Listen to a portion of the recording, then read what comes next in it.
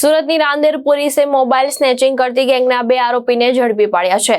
આરોપીઓ પાસેથી સ્નેચિંગ કરેલા 5 કિંમતી મોબાઈલ ફોન અને ગુનામાં વપરાયેલી બાઇક સહિત કુલ 1,35,500 રૂપિયાનો મુદ્દામાલ કબજે કરવામાં આવ્યો છે। રાંદેર પોલીસે મુસ્તફા ઉર્ફે ટીલીલી સૈયદ અને અયાન ઉર્ફે ઘાંચીની ધરપકડ કરી છે। બંને પાસેથી અલગ અલગ કંપનીના સ્નેચિંગ કરેલા 5 મોબાઈલ ફોન, બાઇક તેમજ અન્ય વસ્તુઓ જપ્ત કરવામાં આવી છે। પોલીસ પૂછપરછ દરમિયાન ઉત્તરાયણ અને અશ્વિની કુમાર પોલીસ સ્ટેશન વિસ્તારમાં થયેલા મોબાઈલ સ્નેચિંગના ગુનાનો ભેદ ઉકેલાયો છે।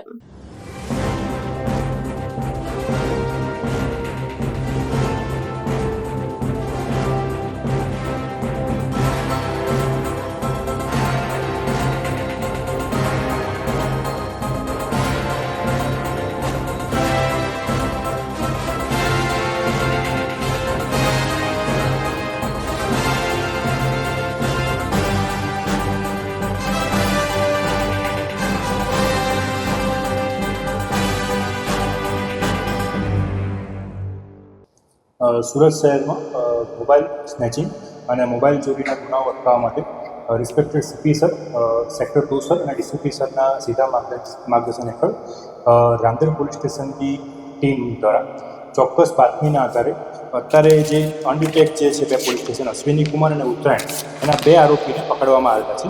આરોપીનું નામ છે મુસ્તફા ઉર્ફે ટીલીલી મહેમૂદ અલી સૈયદ, જે બાપુનગર રાંદેરનો રહેવાસી છે, અને બીજા આરોપીનું નામ છે અયાન ઉર્ફે અલ્લા રખા ઘાંચી, જે દયાળ ભેસાણ રોડ રાંદેરનો રહેવાસી છે। આ આરોપીના ગુનાહિત ઇતિહાસની વાત કરીએ તો આરોપીઓ વિરુદ્ધમાં ભૂતકાળમાં આરોપી નંબર જે 1 છે એના વિરુદ્ધમાં 12 ગુના અને 3 પાસા કરવામાં આવેલ છે, અને આરોપી નંબર જે 2 છે એના વિરુદ્ધમાં 2 ગુનાઓ છે।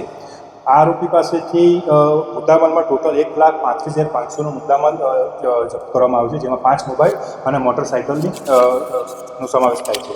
આમની એમો એવી રીતે હતી કે આ આરોપી જે રોડ પર રસ્તા પર જે રાહદારી ચાલતા હોય એની પાછળથી બાઇક પર આવીને મોબાઈલ સ્નેચિંગ કરવાની આ લોકોની એમો।